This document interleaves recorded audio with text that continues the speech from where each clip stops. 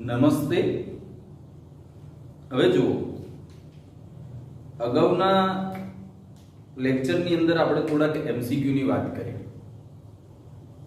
એનાથી આગળ હવે આપણે વાત કરવાની છે જારક શ્વસનનો ત્રીજો તબક્કો.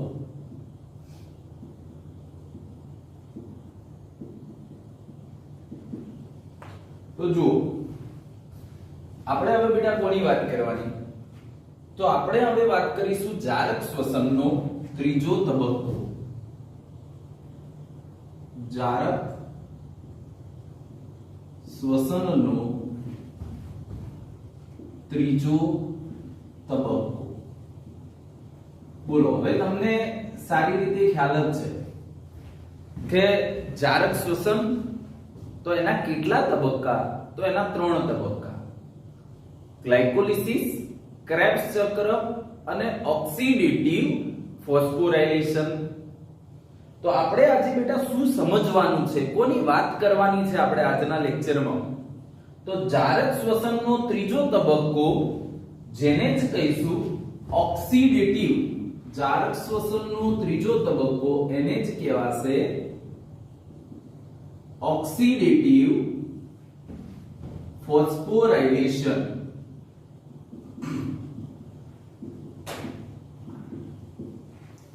તો ચલો, આ જે જારક શ્વસનનો ત્રીજો તબક્કો છે, ઓક્સિડેટિવ ફોસ્ફોરાયલેશન તબક્કો, તો આ જારક શ્વસનના ત્રીજા તબક્કામાં ઓક્સિડેટિવ ફોસ્ફોરાયલેશન તબક્કામાં શું થાય એની અંદર કઈ પ્રક્રિયા થશે એમાં?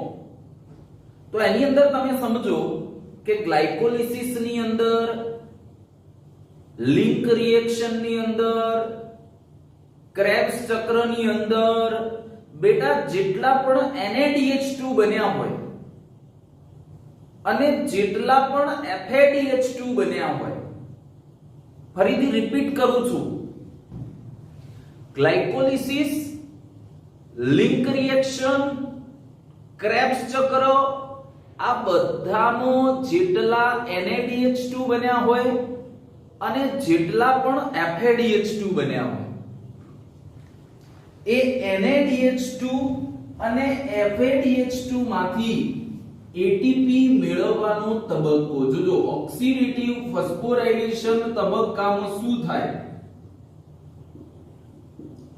તો NaDH2 અને FADH2 માંથી NaDH2 અને FADH2 માંથી ATP મેળવવાનો તબક્કો, જેને જ શું કહેવાશે? તો એને જ કહીશું ઓક્સિડેટિવ ફોસ્ફોરાયલેશન તબક્કો કહેવાય. તમને મેં પહેલાય કીધેલું છે કે ઓક્સિડેટિવ ફોસ્ફોરાયલેશન તબક્કાની અંદર, ઓક્સિડેટિવ ફોસ્ફોરાયલેશન તબક્કાની અંદર એક NaDH2 હોય તો એક NaDH2 માંથી કેટલા ATP મેળવાય? 3 ATP. એક NaDH2 માંથી બેટા કેટલા ATP મેળવાશે? તો 3 ATP. અને એક FADH2 છે, એક FADH2 છે, તો FADH2 ના એક માંથી કેટલા મેળવાશે? 2 ATP. ચલો, આટલું કમ્પ્લીટ. બીજી બાબત પણ મેં તમને કીધેલી છે, એક ગ્લુકોઝનું જો સંપૂર્ણ જારક શ્વસન થાય તો એક ગ્લુકોઝના સંપૂર્ણ જારક શ્વસનથી બનતા NaDH2 ની સંખ્યા કેટલી હોય? 10. FADH2 ની સંખ્યા કેટલી હોય? 2. અને કેવી રીતે હોય એ મેં તમને સમજાવેલું છે ક્લાસમાં. ચલો, આટલું કમ્પ્લીટ. તો ઓક્સિડેટિવ, આપણે આજે 2 ટોપિકની વાત કરવાની છે, કમ્બાઈન 2 ભેગા ટોપિકની વાત કરવાની છે. એક તો જારક શ્વસનનો કયો? ત્રીજો તબક્કો, જેને આપણે શું કહીએ? ઓક્સિડેટિવ ફોસ્ફોરાયલેશન તબક્કો. અને સાથે સાથે આપણે એક બીજી કોની વાત કરવાની છે, કેમી ઓસ્મોટિક સિદ્ધાંત. એની સાથે સાથે આપણે બીજી કોની વાત કરવાની છે, કેમી ઓસ્મોટિક સિદ્ધાંતની વાત કરવાની છે. તો જો ઓક્સિડેટિવ ફોસ્ફોરાઇલેશન તબક્કામાં બેટા શું થાય, તો ગ્લાયકોલિસિસ, લિંક રિએક્શન, ક્રેબ્સ ચક્ર, એમો જેટલા પણ NaDH2 અને જેટલા પણ FADH2 બન્યા છે એ NaDH2 અને એ FADH2 માંથી ATP મેળવવાનો તબક્કો જો કીધો હોય તો કયો થાય, ઓક્સિડેટિવ ફોસ્ફોરાઇલેશન તબક્કો. તો પછી તમને એમ થાય કે સાહેબ કેમી ઓસ્મોટિક સિદ્ધાંત એટલે શું? તો જો એમાં સમજો, કેમી ઓસ્મોટિક સિદ્ધાંત એક સંકલ્પના છે. કેમી ઓસ્મોટિક સિદ્ધાંત એક હાઇપોથિસિસ છે. સંકલ્પના એટલે શું? તો કોઈ વૈજ્ઞાનિક દ્વારા રજૂ કરાયેલી કોઈ વાત હોય, કોઈ સાયન્ટિસ્ટ દ્વારા રજૂ કરાયેલી કોઈ વાત હોય, પણ એની કોઈ 100% સાબિતી ન હોય. વૈજ્ઞાનિકે કીધું હોય કે આવું હોતું હશે અથવા આવું થતું હશે, તો એ વાતને આપણે શું કહીએ, સંકલ્પના અથવા તો એને હાઇપોથિસિસ તરીકે ઓળખાય. તો અહીંયા જો કેમી ઓસ્મોટિક સિદ્ધાંત કહીએ એ એક સંકલ્પના છે, એક હાઇપોથિસિસ છે. એક વૈજ્ઞાનિક હતા પીટર મિશેલ નામના એક વૈજ્ઞાનિક હતા. આ પીટર મિશેલ નામના વૈજ્ઞાનિકે આ સંકલ્પના રજૂ કરી, આ વાત રજૂ કરી. એમને શું સમજાવ્યું, કેમી ઓસ્મોટિક સિદ્ધાંત શું સમજાવે છે, તો એક NaDH2 માંથી 3 ATP બને છે, તો એક NaDH2 માંથી 3 ATP નું નિર્માણ કેવી રીતે થાય છે? એક NaDH2 માંથી 3 ATP નું નિર્માણ કેવી રીતે થાય છે? અથવા તો એક FADH2 માંથી 2 ATP નું નિર્માણ જે કેવી રીતે થાય છે એ સમજાવતી સંકલ્પના, એ સમજાવતી એક સંકલ્પના, એક હાઇપોથિસિસ, જેને જ શું કહેવાય, કેમી ઓસ્મોટિક સિદ્ધાંત. મારી વાતને ભાઈ બરાબર સાંભળજો. અથવા આ કેમી ઓસ્મોટિક સિદ્ધાંત, એને જો ગુજરાતીમાં કહેવું હોય, કેમી ઓસ્મોટિક સિદ્ધાંત એને જો ગુજરાતીમાં જો કહેવું હોય તો એને શું કહીશું, તો એને કહેવાશે રસાયણશ્રુતિ અધિતર્ક. જોજો યાદ રાખજો, કેમી ઓસ્મોટિક સિદ્ધાંત, એના માટે બીજો શબ્દ ટેક્સ્ટબુકમાં કયો વાપર્યો છે, તો એને કહેવાય રસાયણશ્રુતિ અધિતર્ક તરીકે ઓળખાય. શું કહેવાશે? રસાયણશ્રુતિ અધિતર્ક તરીકે ઓળખાય. ચલો ક્લિયર થાય છે?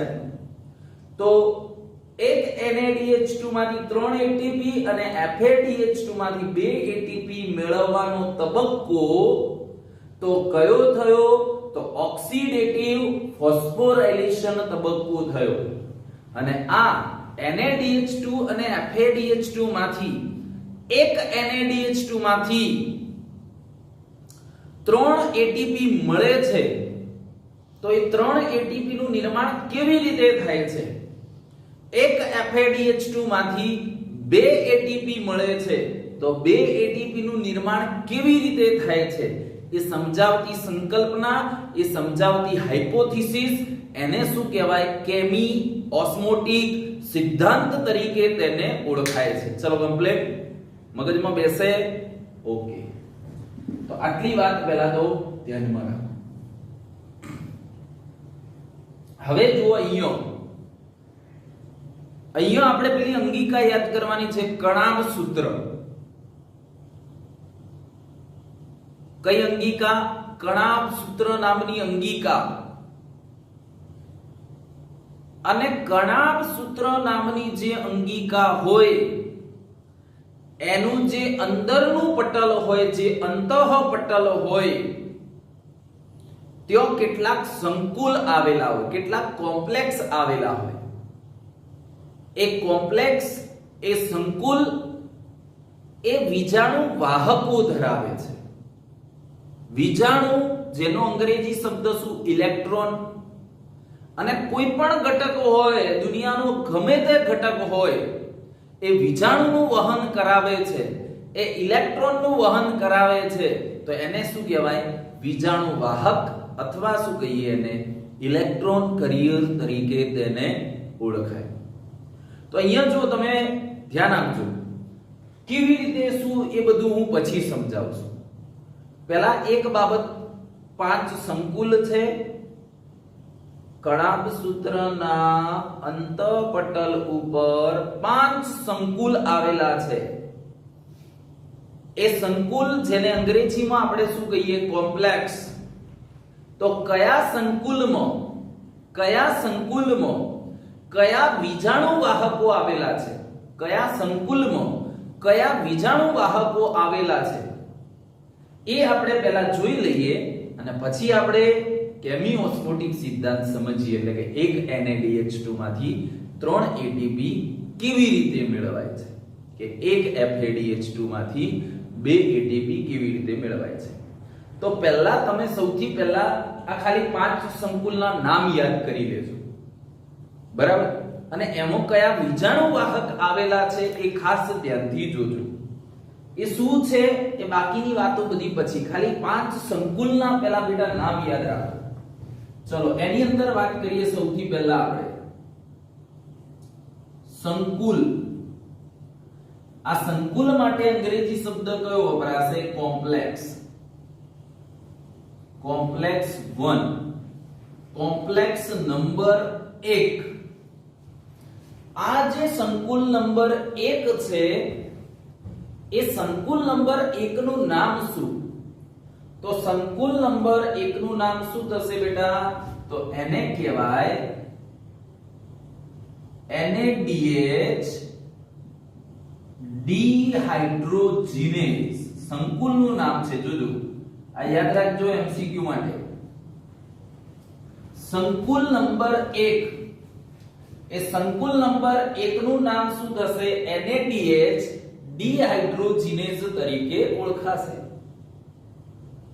તો આ સંકુલ 1 એટલે કે NaDH ડિહાઇડ્રોજિનેઝ ની અંદર કયા વિજાણુ વાહકો આવેલા હોય? વિજાણુ એટલે શું? ઇલેક્ટ્રોન. જોજો મેં તમને કીધેલું છે, વિજાણુ એટલે શું? ઇલેક્ટ્રોન. અને કોઈ પ્રોટીન ઘટક હોય કે અન્ય ઘટક હોય, એ વિજાણુનું વહન કરાવે છે, માટે એને શું કહેવાય? વિજાણુ વાહક તરીકે ઓળખાશે. તો જો સંકુલ નંબર 1 જેનું નામ શું છે? NaDH ડિહાઇડ્રોજિનેઝ. તો એની અંદર કયા વિજાણુ વાહક આવેલા હોય? તો સંકુલ 1 માં સમાવિષ્ટ વિજાણુ વાહક કયા?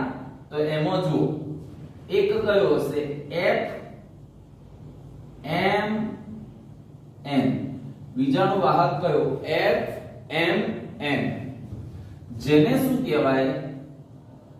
ફ્લેવિન મોનોન્યુક્લિયોટાઇડ. આ યાદ રાખજો ભાઈ, કયા સંકુલમાં, કયા કોમ્પ્લેક્સમાં કયા વિજાણુ વાહક આવેલા છે તમારે યાદ રાખવું પડશે. તો સંકુલ નંબર 1 જેની અંદર આવેલો એક વિજાણુ વાહક જે કયો? FMN. એને કહેવાશે ફ્લેવિન મોનોન્યુક્લિયોટાઇડ તરીકે એને ઓળખાશે. આ જે ફ્લેવિન મોનોન્યુક્લિયોટાઇડ છે એને જ કેવું હોય તો આપણે શું કહી શકીએ? તો એનું બીજું નામ શું થાય? FP. એનું બીજું નામ છે FMN. એનું શું છે? આ બીજું નામ છે. તો એનું બીજું નામ શું થશે? FP. FP નું પૂર્ણ નામ શું થાય?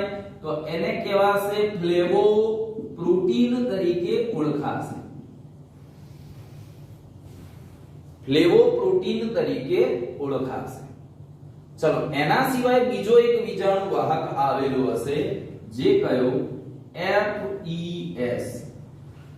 Fe એટલે શું બેટા? આયન. S એટલે સલ્ફર. તો એને શું કહેવાશે? આયન સલ્ફર વાહક. તો સંકુલ નંબર 1 માં સમાવિષ્ટ વીજાણુ વાહકો કેટલા? 2. કયા? FMN અને FES. ચલો બીજા નંબરનું સંકુલ આપણે લખીએ. સંકુલ 1. હવે સંકુલ નંબર 2 કોમ્પ્લેક્સ 2 એની આપણે વાત કરીએ. સો સંકુલ 2 ને શું કહેવાશે? તો સંકુલ 2 ને કહેવાશે FADH ડિહાઇડ્રોજિનેઝ.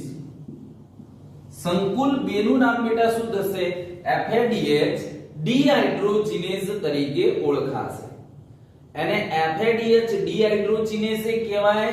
અને એના સિવાય જો એને તમારે કહેવું હોય તો બીજું નામ સંકુલ 2 નું અન્ય નામ શું થાય? સક્સિનેટ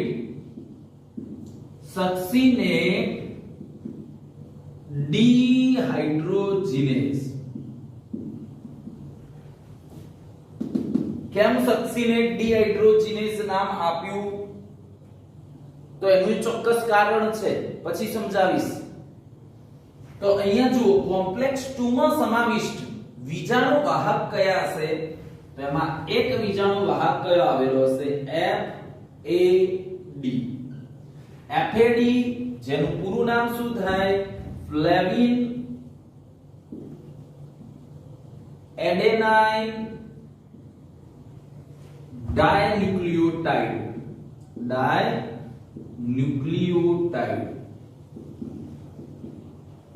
ફ્લેવિન એડેનાઇન ડાયન્યુક્લિયોટાઇડ તરીકે ઓળખાશે. આ એક વીજાણુ વાહક સંકુલ 2 માં સમાવિષ્ટ છે.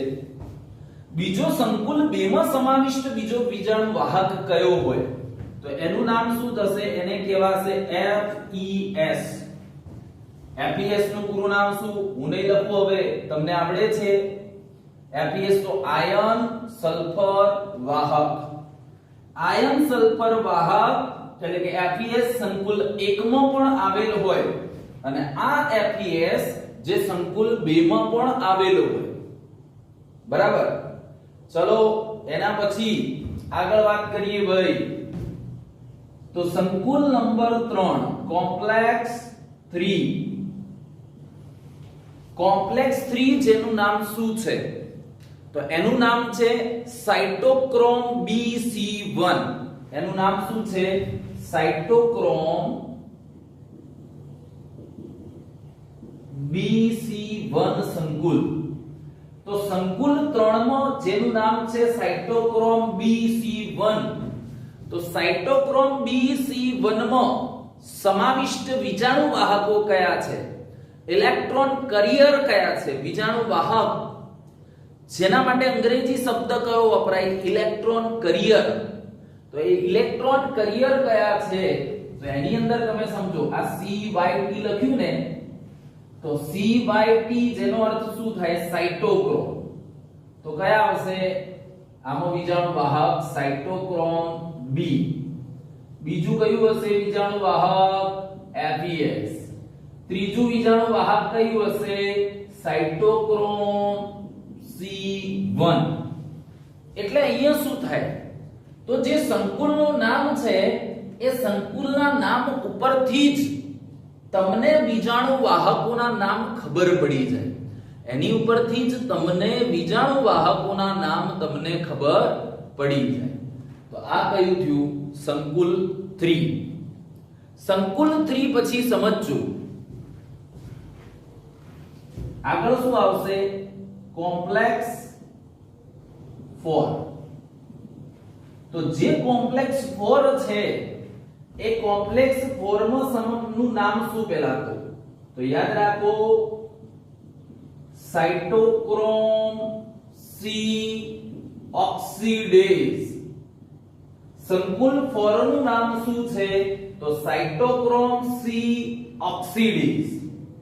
આ સાયટોક્રોમ સી ઓક્સિડેઝ ની અંદર કયા બીજાણુ વાહકો આવેલા છે?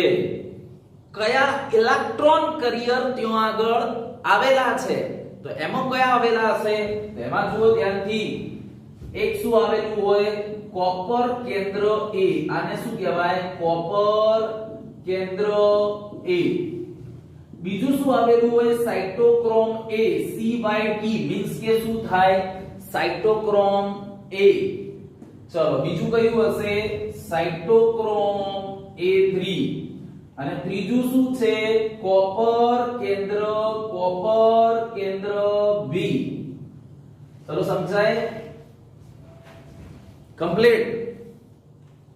તો સંકુલ નંબર 4. ચલો સંકુલ નંબર 4 પછી સંકુલ નંબર 5, છેલ્લું સંકુલ, છેલ્લું કોમ્પ્લેક્સ. તો જે છેલ્લું કોમ્પ્લેક્સ છે, શું નામ? કોમ્પ્લેક્સ 5.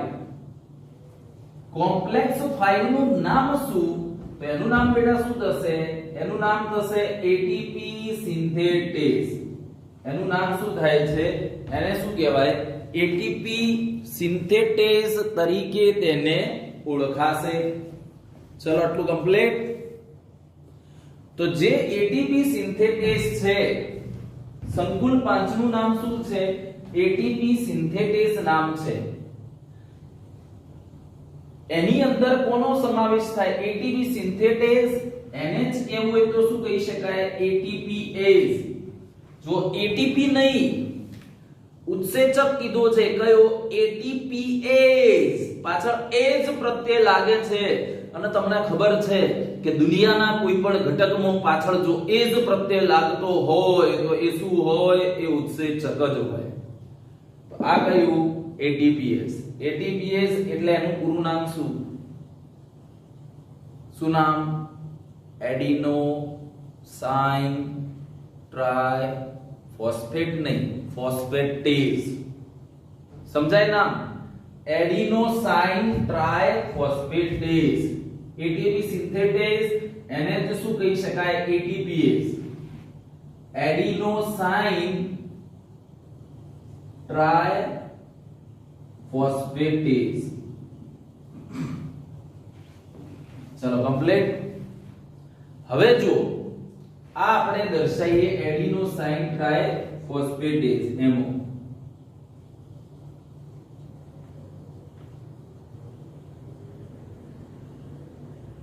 આ શું છે? આનું શું દર્શાવ્યું? એડિનોસાઇન ટ્રાઇફોસ્ફેટેઝ દર્શાવ્યું.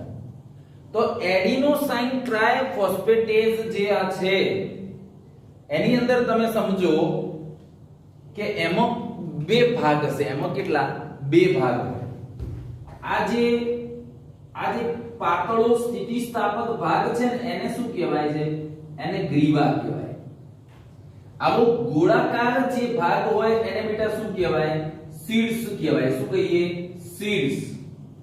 અને આ ગ્રીવા વત્તા સીડ્સ, આ ગ્રીવા કોઈ પણ બાયોલોજીની અંદર તમને ખબર છે, કોઈ પણ પાતળો ભાગ હોય, સ્થિતિસ્થાપક રચના હોય, તો જેને આપણે શું કહીએ? ગ્રીવા કહીએ. બરાબર? તો આ ગ્રીવા પ્લસ આ જે સીડ્સનો ભાગ છે, એ બંનેને જે જો કેવું હોય તો શું કહી શકાય? F1 કણ કહેવાય. અથવા એને શું કહી શકાય? F1 પાર્ટિકલ તરીકે ઓળખાય.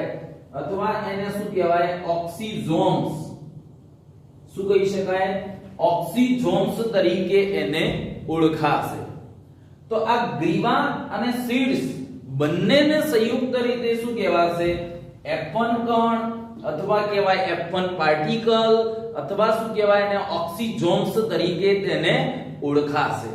અને આ જે ભાગ છે એને કયો કહેવાય? પાયાનો ભાગ કહેવાય.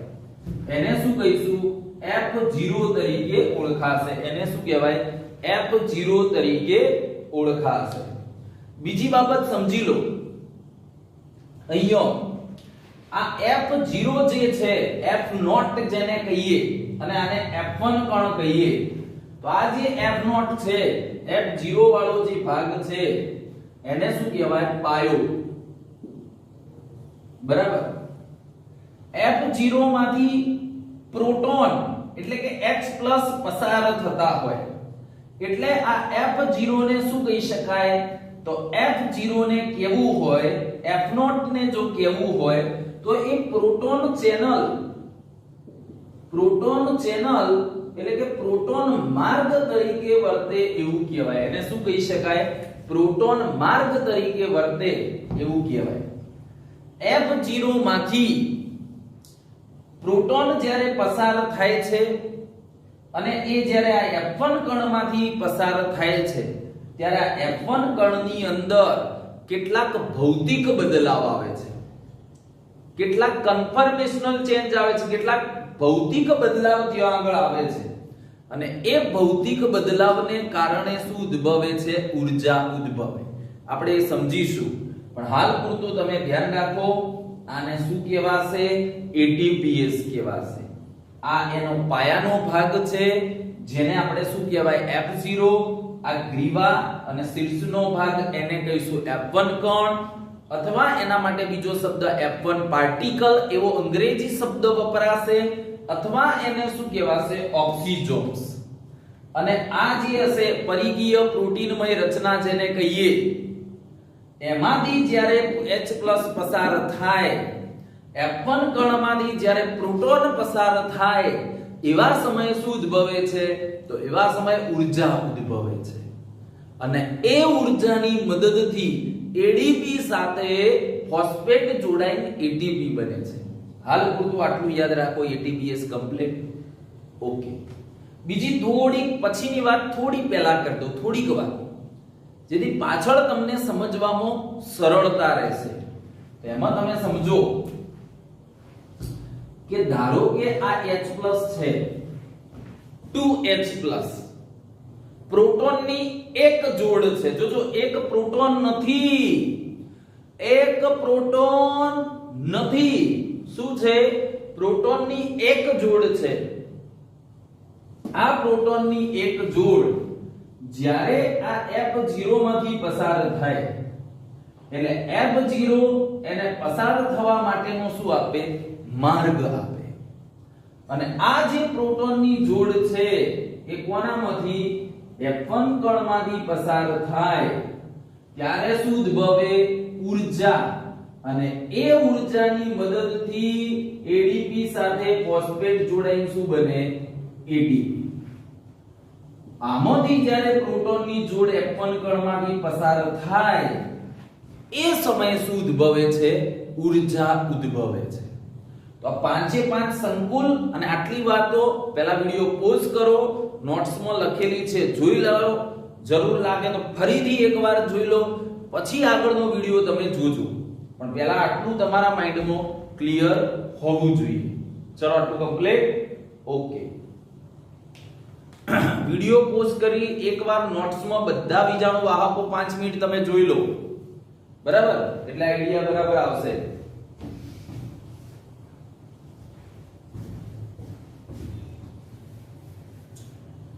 આપણે શું સમજ્યા? જારક શ્વસનનો ત્રીજો તબક્કો જેને શું કહેવાય? ઓક્સિડેટિવ ફોસ્ફોરાયલેશન તબક્કો. આ ઓક્સિડેટિવ ફોસ્ફોરાયલેશન જે તબક્કો છે એમાં એક NADH2 માંથી ભાઈ કેટલા ATP મળે? 3 ATP. એક FADH2 માંથી કેટલા મળે? 2 ATP. પણ એ એક NADH2 માંથી 3 ATP અને એક FADH2 માંથી 2 ATP કેવી રીતે મેળવાય છે? એ સમજાવતી સંકલ્પના જેને શું કહેવાશે? તો જેને આપણે શું કહીશું? કેમી ઓસ્મોટિક સિદ્ધાંત અથવા એને શું કહેવાય? રસાયણશ્રુતિ અધિતર્ક તરીકે ઓળખાય. બોલો, આટલું ક્લિયર? ઓકે. હવે એક બીજી બાબત તમે પહેલા યાદ કરી લો. ક્રેબ્સ ચક્રમાં જે NADH2 ક્યો બનતા એ તો તમને ખબર છે, પણ ક્રેબ્સ ચક્રમાં બેટા FADH2 કયો બનતો એ યાદ કરી લો તમે ખાલી પહેલા, પછી આપણે આગળની વાત કરીએ. FADH2 કયો બનતો ક્રેબ્સ ચક્રમાં? તો એની અંદર જુઓ FADH2, અને આ વિડિયો જરૂર લાગે તો ફરીથી એકવાર જોઈ લેજો બધી બાબતો, બરાબર? તો અહીંયા જો ક્રેબ્સ ચક્રની વાત કરીએ. કોની? ક્રેબ્સ ચક્ર.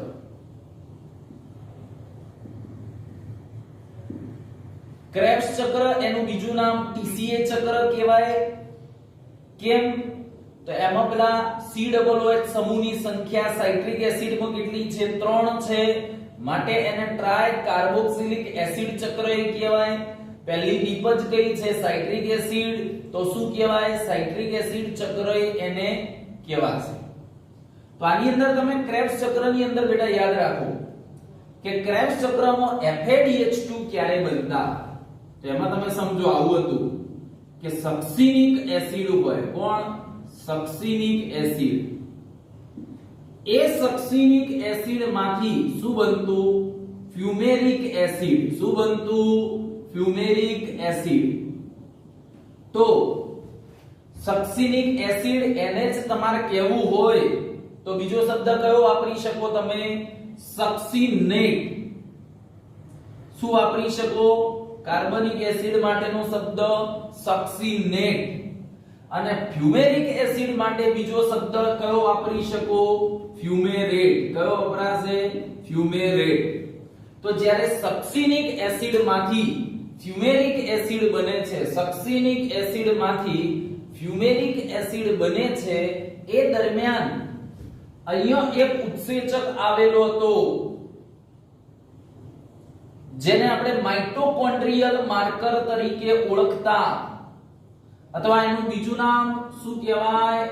સક્સિનેટ ડિહાઇડ્રોજિનેઝ. શું કહેતા? સક્સિનેટ ડિહાઇડ્રોજિનેઝ. તો એ ઉત્સેચકની મદદથી શું થતું? તો સક્સિનિક એસિડ માંથી 2H+ વત્તા 2 ઇલેક્ટ્રોન દૂર થતા. આ પ્રોટોન અને ઇલેક્ટ્રોનનો ગ્રાહી પદાર્થ અહીંયા NAD ન હતો.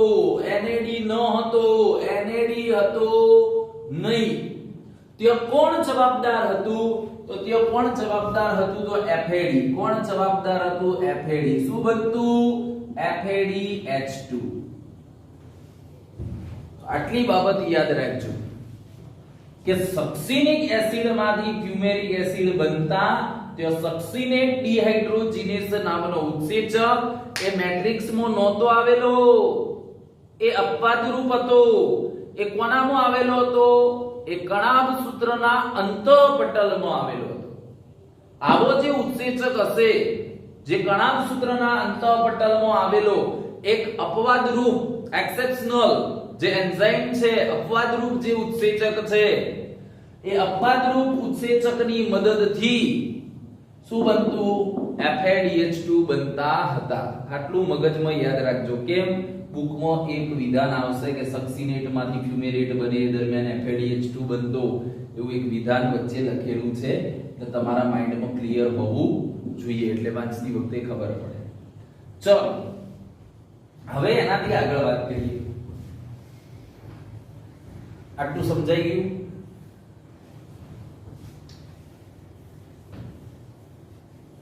હવે હું બુકની આકૃતિ બેટા પહેલા નહીં સમજાવતો, પહેલા આપણે સરળ રીતે સમજીએ. આપણે સરળ રીતે પહેલા બેટા સમજીએ એકદમ ઈઝીલી, અને આપણે જરૂર છે એટલું જ કે એક NaDH2 છે તો એક NaDH2 માંથી 3 ATP કેવી રીતે 3 ATP કેવી રીતે મેળવાય છે, આટલી બાબત આપણે સમજીએ સૌથી પહેલા એકદમ ઈઝીલી.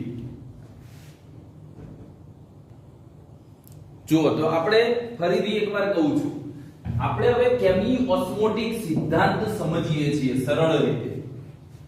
કે એક NaDH2 માંથી 3 ATP કેવી રીતે મેળવાય છે અને આવું સમજાવતી જે સંકલ્પના, આવું સમજાવતી જે હાઇપોથિસિસ, જેને શું કહેવાશે તો એને જ કહીશું કેમી ઓસ્મોટિક સિદ્ધાંત તરીકે ઓળખાય. એને શું કહેવાય? કેમી ઓસ્મોટિક સિદ્ધાંત તરીકે તેને ઓળખાશે. તેની અંદર જો સમજીએ પહેલા, સૌથી પહેલા આપણે કણાભ સૂત્ર દોરીએ. કોષમાં આવેલી અંગિકા આપણે દોરીએ કણાભ સૂત્ર.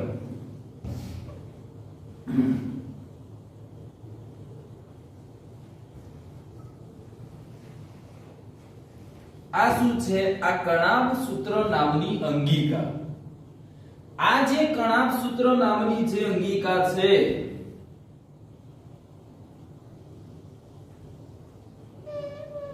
આ એનું શું કહેવાશે? બાહ્ય પટલ. કણાભ સૂત્ર નામની જે અંગિકા છે, આ એનું શું થયું? બાહ્ય પટલ. ચલો આપણે કણાભ સૂત્ર નામની અંગિકા દર્શાઈ છે.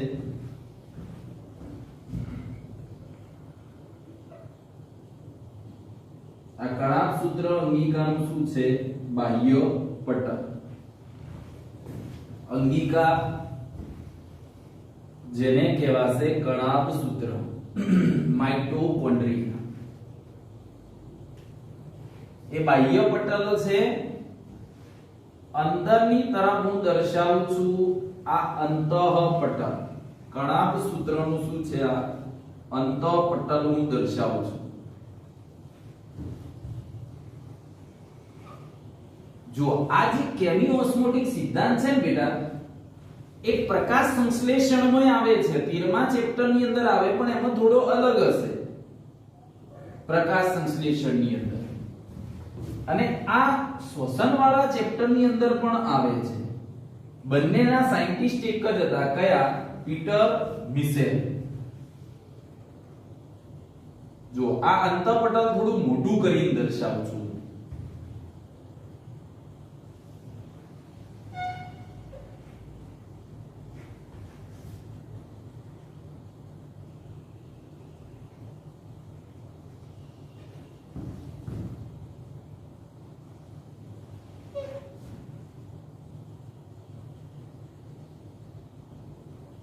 આ અંતઃપટલ છે જે હું મોટું કરીને દર્શાવું છું. તો આ શું છે? આ કણાભ સૂત્રનું અંતઃપટલ છે.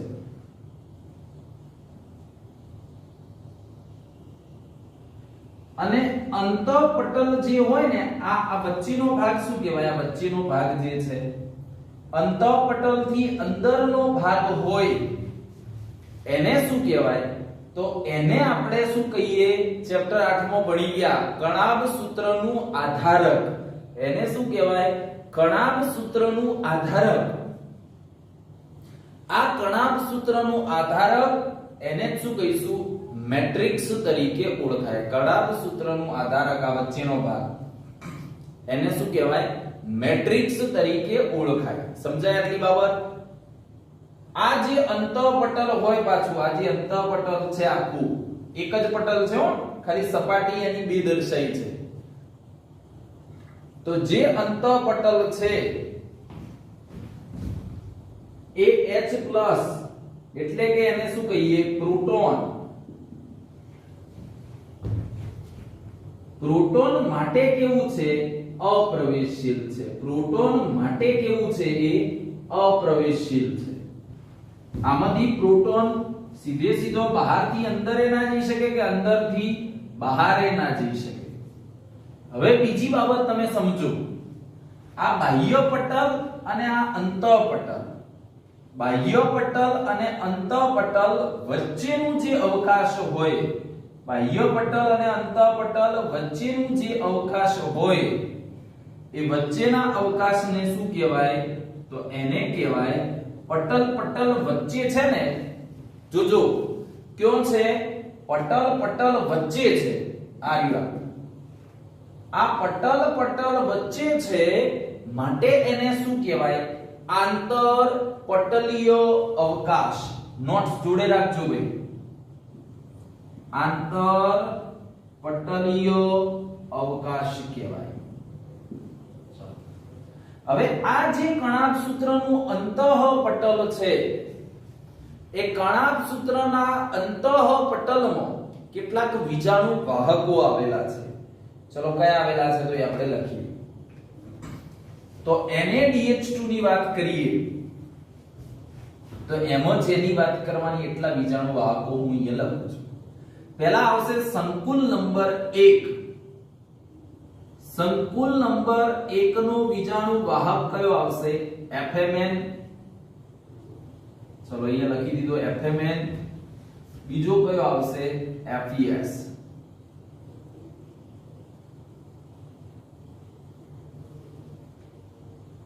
આને શું કહેવાય? કોમ્પ્લેક્સ 1 અથવા આને શું કહેવાય? સંકુલ નંબર 1. જો આ બે વીજાણુ વાહકો જે ક્યાં આવેલા છે? કણાભ સૂત્રના અંતઃપટલમાં, અને આ બંને વીજાણુ વાહકોને બેટા સંયુક્ત રીતે શું કહેવાય? તો એને આપણે કહીશું સંકુલ 1, એટલે કે એને કહેવાશે કોમ્પ્લેક્સ નંબર 1. ચલો આટલું કમ્પ્લીટ. જો બીજી એક વાત મારે તમારે કરવાની પહેલા રહી ગઈ એ કરી દઉં છું. એક જો એક આવું લખેલું છે UQ. આ UQ એ પણ વીજાણુ વાહક છે. એને શું કહેવાય? એને યુબિક્વિનોન તરીકે ઓળખાય. એનું નામ શું થયું ભાઈ? તો એને કહેવાય યુબિક્વિનોન તરીકે ઓળખાય. શું કહેવાય? યુબિક્વિનોન તરીકે ઓળખાય. એનો કોઈ 5 સંકુલ આપણે જે કીધા, 5 કોમ્પ્લેક્સ જે આપણે કીધા, એ 5 કોમ્પ્લેક્સ માંથી એક પણ સંકુલમાં આ UQ નો સમાવેશ થતો નથી, યુબિક્વિનોન નો સમાવેશ થતો નથી. એને શું કહી શકાય? UQ ને કહેવું હોય ને તો એને કોએન્ઝાઇમ Q પણ કહેવાય, સહ ઉત્સેચક Q પણ કહેવાય. એનું બીજું નામ શું થાય? સહ ઉત્સેચક Q, કોએન્ઝાઇમ Q તરીકે એને ઓળખાય. ચલો એનાથી આગળ વાત કરીએ.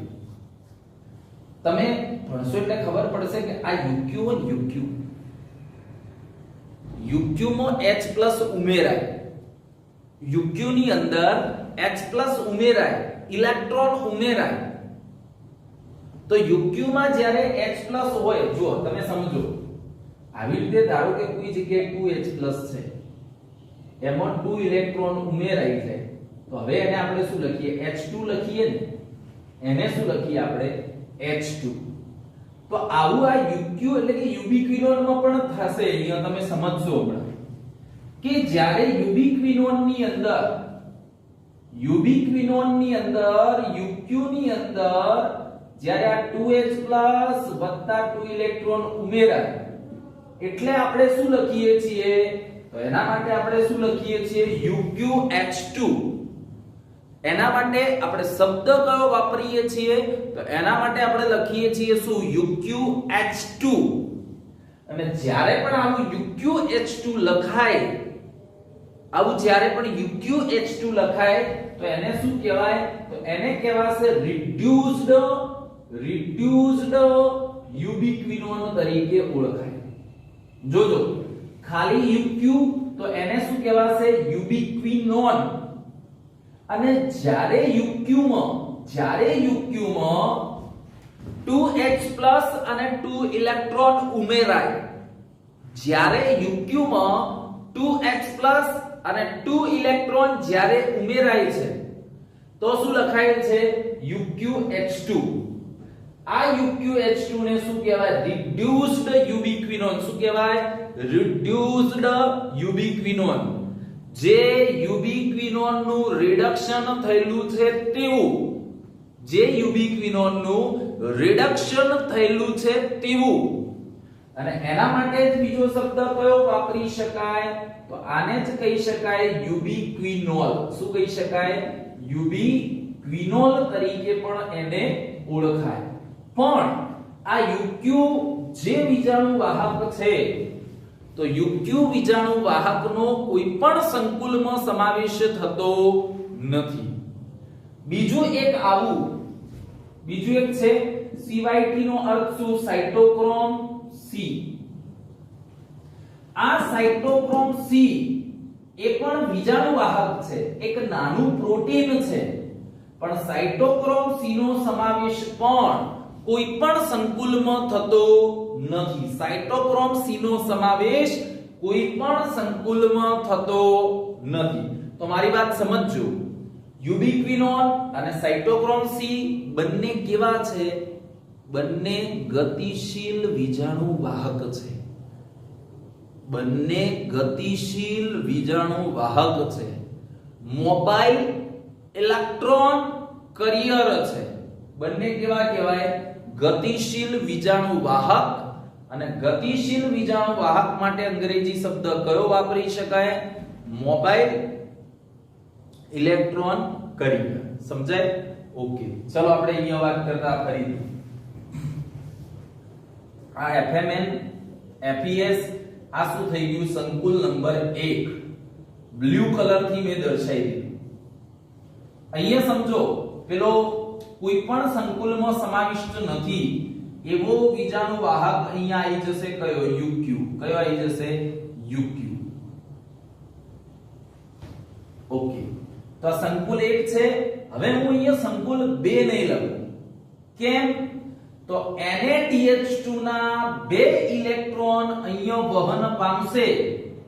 એ NaDH2 ના 2 ઇલેક્ટ્રોન સંકુલ નંબર 2 એટલે કે કોમ્પ્લેક્સ નંબર 2, જેને શું કહેવાય? જેનું નામ શું? સક્સિનેટ ડિહાઇડ્રોજિનેસ. આ સક્સિનેટ ડિહાઇડ્રોજિનેસ નામના સંકુલની અંદર NaDH2 વાળા 2 ઇલેક્ટ્રોન જતા નથી. એટલે હું અહીંયા નથી લખતો એ. બરાબર? ઓકે, ચલો એના પછી શું આવશે બેટા? તો સંકુલ નંબર 3. સંકુલ નંબર 3 નું નામ શું હોય? તો સાયટોક્રોમ B. પછી શું આવશે? FES. પછી શું આવશે? Cytochrome C1. જોજો, આ એકદમ ઈઝી બાબત છે, પણ થોડીક તમારા માટે નવી છે, એટલે જરૂર લાગે તો વિડિયો ફરીથી આગળ જઈ અને પાછો જોજો, આવડી જશે. આ સંકુલ નંબર શું દર્શાયું? Complex number 3 દર્શાયું. શું દર્શાયું? Complex number 3. ચલો, આટલું ક્લિયર? ઓકે, સંકુલ નંબર 3 દર્શાયું છે અહીંયા. સંકુલ નંબર 3 પછી અહીંયા જો પેલો કોઈ પણ સંકુલમાં સમાવિષ્ટ નથી એવું એક નાનું પ્રોટીન, જેને શું કહેવાય? Cytochrome C. તો આ સાયટોક્રોમ C અહીંયા આવેલું હોય, પણ એ યાદ રાખજો, અંતઃપટલની બહાર તરફની સપાટી તરફ ગોઠવાયેલું છે. પટલ એક છે, એની જે બહાર તરફની સરફેસ હશે, જે સપાટી હશે, કઈ તરફની? આંતરપટલીય અવકાશ તરફની. ત્યાં આગળ સાયટોક્રોમ C શું થાય છે? ગોઠવાય છે. કોણ ગોઠવાય? Cytochrome C. એના પછી શું આવશે ભાઈ? તો એના પછી સંકુલ નંબર 4 આવશે. સંકુલ નંબર 4 માં શું થાય? આ કોપર કેન્દ્ર A આવે. ચલો, બીજું શું આવશે? સાયટોક્રોમ A આવશે. ચલો, ત્રીજું શું આવશે? સાયટોક્રોમ A3 આવશે. ચલો, એના પછી ચોથું શું આવશે? કોપર કેન્દ્ર B આવશે. તો અહીંયા તમે સમજી લો બરાબર કે આને શું કહેવાશે? તો આ જે છે,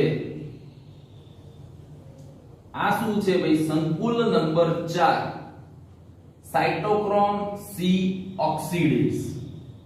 હવે જો સંકુલ નંબર 5 હું દર્શાવું છું, તો સંકુલ નંબર 5 માટે વાત કરીએ તો એમાં પેલો શું આવેલો હશે? ATP સિન્થેટેઝ એટલે કે ATPase.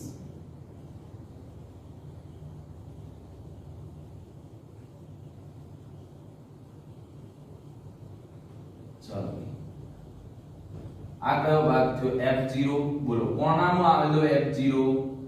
કણાભ સૂત્રના અંતઃપટલમાં આવેલો છે.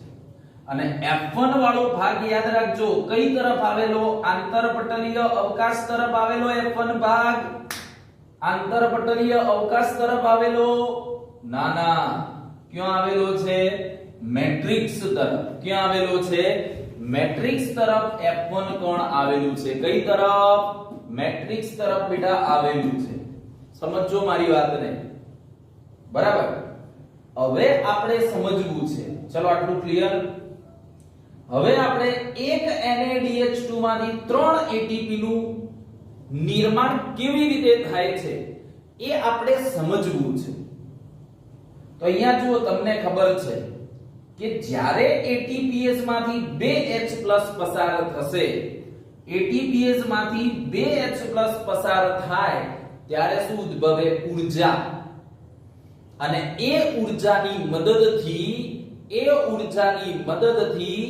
અહીંયા મેટ્રિક્સમાં ADP પડ્યા જ હોય, એ ADP સાથે ફોસ્ફેટ જોડાઈને શું બની જાય? ATP. બીજી એક બાબત એ પહેલા સમજી લો, આપણે O2 લખીએ, O2, જો સમજજો મારી વાતને. આપણે શું લખીએ? O2. તો O2 એટલે બેટા શું થશે? O2 એટલે કે ઓક્સિજનનો એક અણુ. શું થાય? ઓક્સિજનનો એક અણુ, બરાબર? પણ આપણે લખીએ 1/2 O2, 1/2 O2, તો શું થશે? ઓક્સિજનનો એક પરમાણુ થશે. શું થાય? ઓક્સિજનનો એક પરમાણુ થશે. ચલો આટલું ક્લિયર થાય. શું થાય? ઓક્સિજનનો એક પરમાણુ થશે. તો એની અંદર તમે સમજો કે આમાં શું થાય છે. તો અહીંયા ઓક્સિજનના પરમાણુ એ પડ્યા હોય, અહીંયા કેટલાક પ્રોટોન એટલે કે H+ એ પડ્યા હોય.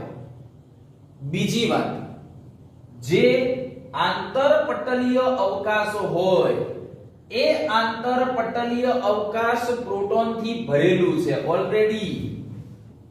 ત્યાં આગળ નવો કોઈ પણ પ્રોટોન સમાઈ શકે એમ નથી.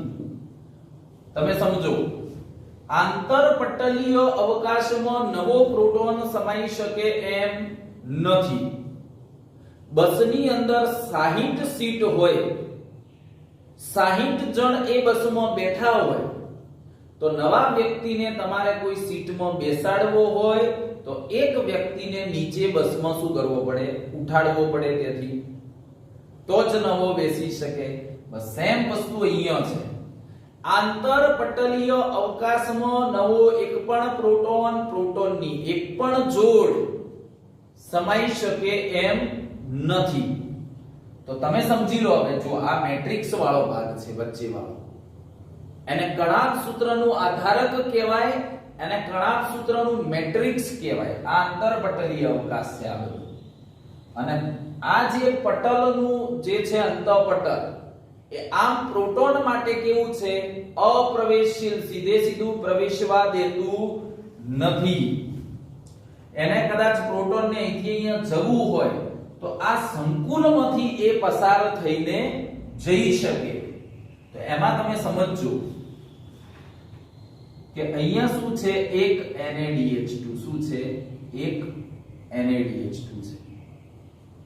આ NaDH2 માંથી NAD નું વિયોજન થાય. એટલે જો NaDH2 હતો ને, તમે સમજો, આપણે શું સમજવું છે હાલ? એક NaDH2 માંથી 3 ATP કેવી રીતે મેળવાય છે?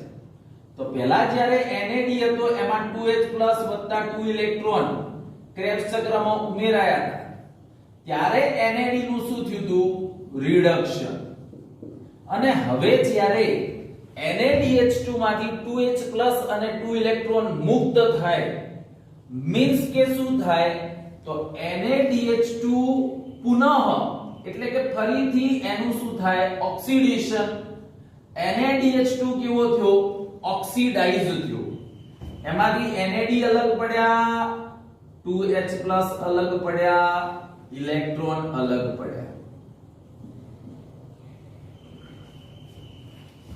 તો NaDH2 શું થયો? ઓક્સિડાઇઝ થયો. બરાબર? કેમ? એમાંથી 2H+ અને 2 ઇલેક્ટ્રોન શું થયા છે? મુક્ત થયા છે. હવે એમાંથી જ્યારે આવા 2H+ અને 2 ઇલેક્ટ્રોન મુક્ત થયા હોય, 2H+ અને 2 ઇલેક્ટ્રોન મુક્ત થયા હોય, તો આ જે 2 ઇલેક્ટ્રોન છે, એક ઇલેક્ટ્રોન નથી, કેટલા છે? 2 ઇલેક્ટ્રોન, 2 બીજાણુ છે. આ 2 બીજાણુ સમજો, આ જે 2 બીજાણુ છે, 2 ઇલેક્ટ્રોન જ્યારે સંકુલ નંબર 1 માંથી પસાર થાય, સમજો મારી વાતને, જ્યારે NaDH2 ના 2 ઇલેક્ટ્રોન જ્યારે સંકુલ નંબર 2 માંથી પસાર થાય, બરાબર, ત્યારે ઇલેક્ટ્રોન જ્યારે સંકુલ 1 માં ઉમેરાય અને સંકુલ 1 માં એનો પ્રથમ બીજાણુ વાહક એટલે કે FMN માં ઉમેરાયા, તો FMN નું શું થયું? રિડક્શન. અને મુક્ત થયા એટલે શું થયું? ઓક્સિડેશન. FES માં ગયા એટલે શું થયું? રિડક્શન. મુક્ત થયા એટલે શું થયું? ઓક્સિડેશન. તો આ ઓક્સિડેશન રિડક્શન ને પરિણામે શું ઉદ્ભવે? ઊર્જા. અને એ ઊર્જાની મદદથી મેટ્રિક્સમાં પડેલો એક H+ નહીં, પ્રોટોનની એક જોડ જે સંકુલ 1 માંથી પસાર થઈ ક્યાં જાય? આંતરપટલીય અવકાશમાં જાય. જો જરૂર લાગે તો આગળ જઈને પાછળ જોતા રહેજો. જ્યારે મેટ્રિક્સમાં પડેલ પ્રોટોનની એક જોડ હતી, એ મેટ્રિક્સમાં પડેલી પ્રોટોનની એક જોડ ક્યાં ગઈ? આંતરપટલીય અવકાશમાં. એને જવા માટે, એને પંપ કરવા માટે, એને મોકલવા માટે જે ઊર્જા પ્રાપ્ત થઈ, એ કોનામાંથી પ્રાપ્ત થઈ? તો જ્યારે સંકુલ 1 માંથી 2 ઇલેક્ટ્રોન પસાર થાય ત્યારે એ ઊર્જા મળી. હવે આંતરપટલીય અવકાશમાં આ જે પ્રોટોનની એક જોડ ગઈ, તો ત્યાં આગળ તો નવો પ્રોટોન સમાઈ શકે એમ છે જ નહીં. એ બાજુ ધન વીજભાર છે, અંદરની તરફ મેટ્રિક્સમાં ઋણ વીજભાર છે. વિદ્યુત સ્થિતિમાનનો તફાવત સર્જાય, પ્રોટોન ઢોળાંશ સર્જાય. બહારની તરફ પ્રોટોન શું છે? વધારે, અંદર પ્રોટોન કેવા છે? ઓછા. તો શું સર્જાય? પ્રોટોન ગ્રેડિયન્ટ, પ્રોટોન ઢોળાંશ સર્જાય. અને એ પ્રોટોન ઢોળાંશને પરિણામે એક ચોક્કસ પ્રકારનું બળ લાગે, એક ચોક્કસ પ્રકારનું બળ લાગે. બળનું નામ PMF છે, પણ આપણે યાદ રાખવાનું નથી. પ્રોટોન મોટિવ ફોર્સ પણ યાદ રાખવાનું નથી. એ બળની મદદથી જ્યારે પ્રોટોનની એક જોડ અહીંયા જાય, ત્યારે ATPS માંથી આંતરપટલીય અવકાશમાં પડેલી કોઈ પણ એક જોડ પ્રોટોનની ક્યાં આવશે? મેટ્રિક્સમાં. અને જ્યારે આવી પ્રોટોનની એક જોડ મેટ્રિક્સમાં આવે અને F1 કણમાંથી એક જોડ પ્રોટોનની પસાર થાય, ત્યારે ADP સાથે શું જોડાય? ફોસ્ફેટ. શું બને? ATP. ચલો બેટા, NaDH2 નો કયા નંબરનો ATP બન્યો? પહેલા નંબરનો. NaDH2 નો કયા નંબરનો ATP બન્યો? પહેલા નંબરનો ATP બન્યો. હવે તમે સમજો, બરાબર?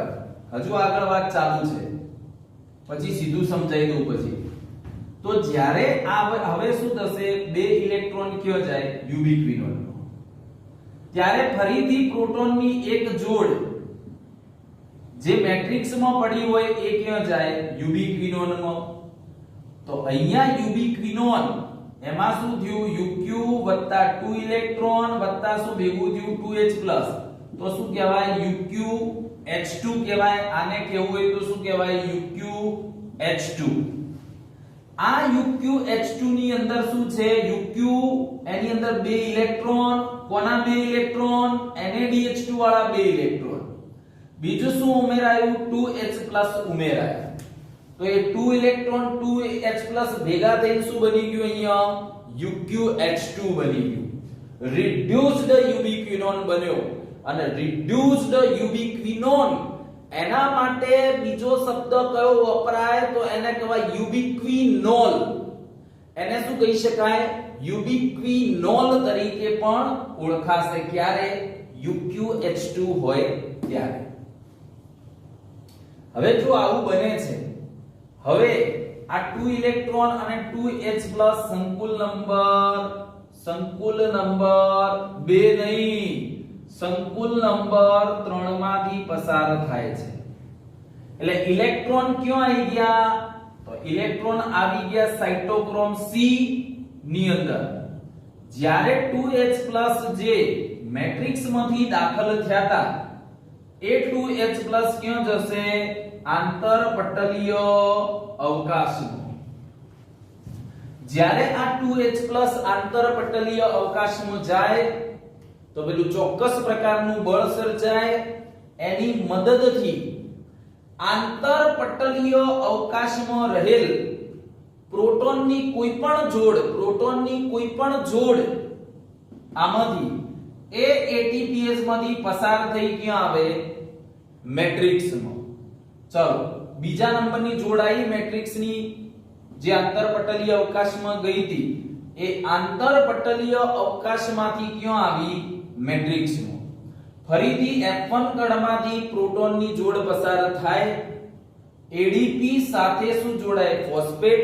શું બન્યું? ATP. ચલો NaDH2 નો બેટા કયા નંબરનો ATP બન્યો? બીજા નંબરનો. NaDH2 નો કયા નંબરનો ATP બન્યો? બીજા નંબરનો ATP બન્યો. હવે શું થાય? બીજી બાબત યાદ રાખો કે સાઇટોક્રોમ C નું કામ શું? તો સાઇટોક્રોમ C એ સંકુલ નંબર 3 માંથી ઇલેક્ટ્રોન મેળવે અને સાઇટોક્રોમ C એ ઇલેક્ટ્રોનને કોનામાં મોકલે? સંકુલ 4 માં મોકલે. સંકુલ 3 માંથી ઇલેક્ટ્રોન મેળવી કોનામાં મોકલશે? તો સંકુલ નંબર 4 માં મોકલશે. ચલો અહીંયા જે સાઇટોક્રોમ C છે એનામાંથી આ ઇલેક્ટ્રોન આવ્યો. ઇલેક્ટ્રોન જ્યારે સંકુલ 4 માંથી વહન પામતો હોય એ સમયે ફરીથી પ્રોટોનની એક જોડ આ જે ઇલેક્ટ્રોનના વહનને કારણે જે ઊર્જા ઉદ્ભવી એ ઊર્જાની મદદથી પ્રોટોનની એક જોડ ક્યાં આવી જાય? પ્રોટોનની એક જોડ ક્યાં આવી જાય? આંતરપટલીય અવકાશમાં આવે. ક્યાં આવશે? આંતરપટલીય અવકાશમાં આવશે. અને આ જે આંતરપટલીય અવકાશમાં આવી તો બોલો શું સર્જાયું? પ્રોટોન ઢોળાંક સર્જાય. બહાર પ્રોટોન વધારે, અંદર ઓછા. પ્રોટોન ઢોળાંક છે ને અંગ્રેજીમાં શું કહેવાય? Proton gradient. એટલે ફરીથી પ્રોટોનની એક જોડ આંતરપટલીય અવકાશમાંથી ક્યાં જશે? મેટ્રિક્સમાં. એટલે શું ઉદ્ભવશે? ઊર્જા. કેમ? F1 કણમાંથી પ્રોટોનની જોડ પસાર થાય છે માટે. ત્યારે ADP જોડે શું જોડાશે? ADP ક્યાં પડ્યા હતા? મેટ્રિક્સમાં પહેલેથી હોય જ. તો ADP સાથે ફોસ્ફેટ જોડાઈ શું બન્યો? ATP. ચલો NaDH2 નો બેટા કયા નંબરનો ATP બન્યો? ત્રીજા નંબરનો ATP. હવે સંકુલ નંબર જે 4 છે એમાંથી 2 ઇલેક્ટ્રોન ક્યાં આવે? તો સંકુલ નંબર 4 માંથી 2 ઇલેક્ટ્રોન ક્યાં આવશે? સંકુલ નંબર 4 માંથી 2 ઇલેક્ટ્રોન ક્યાં આવશે? તો એ મેટ્રિક્સમાં આવશે. અને આ 2 ઇલેક્ટ્રોનને કોણ ગ્રહણ કરશે? અંતિમ વીજાણુ. વીજાણુ એટલે કે ઇલેક્ટ્રોન. અંતિમ વીજાણુ ગ્રાહક કોણ હશે? તો અંતિમ વીજાણુ ગ્રાહક હશે ઓક્સિજનનો એક પરમાણુ. કોણ હશે? ઓક્સિજનનો એક પરમાણુ. આવો જે ઓક્સિજનનો એક પરમાણુ એને શું કહેવાય? 1/2 O2. એને શું કહેવાય? 1/2 O2. ઓક્સિજનનો એક પરમાણુ.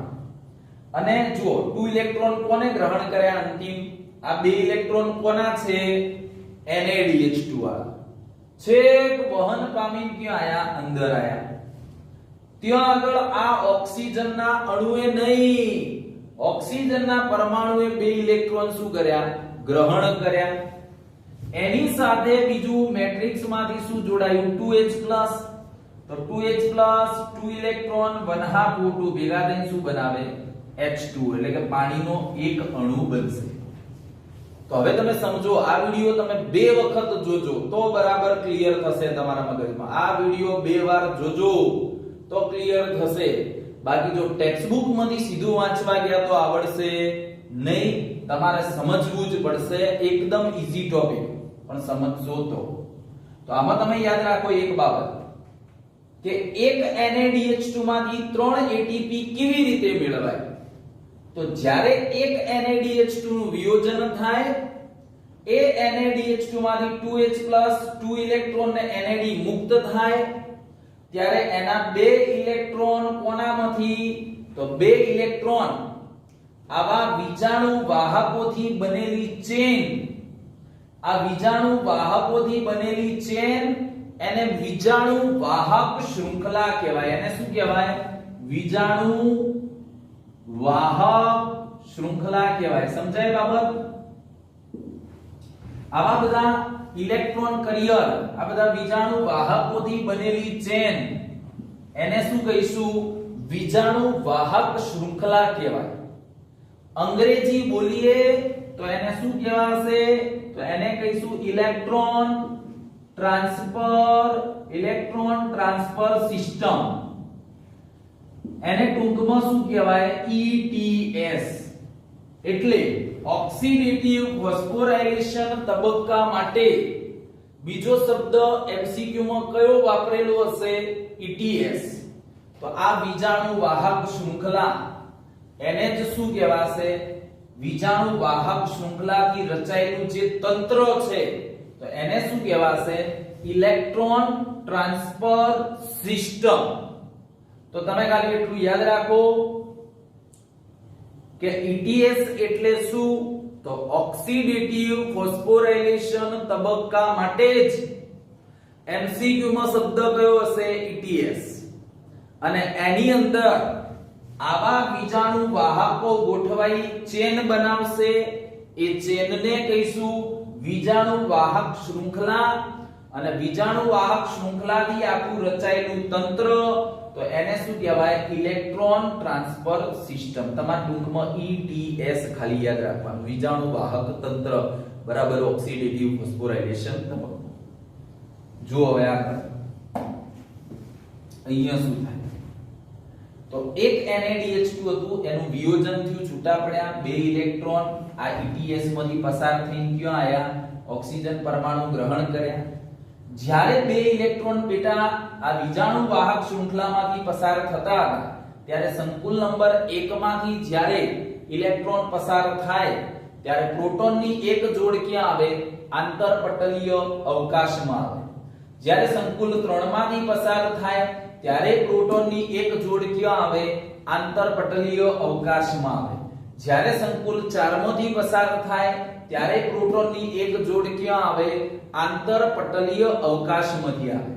આવી 3 જોડ આંતરપટલીય અવકાશમાં આવી અને આવી 3 જોડ પ્રોટોનની ક્રમશઃ જ્યારે ATPase માંથી પસાર થાય છે ત્યારે ADP જોડે ફોસ્ફેટ જોડી એક ATP, એક પ્રોટોનની જોડ પસાર થાય તો કેટલા ATP બને? 1.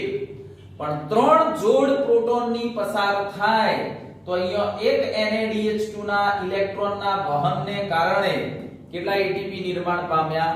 3 ATP નિર્માણ પામ્યા.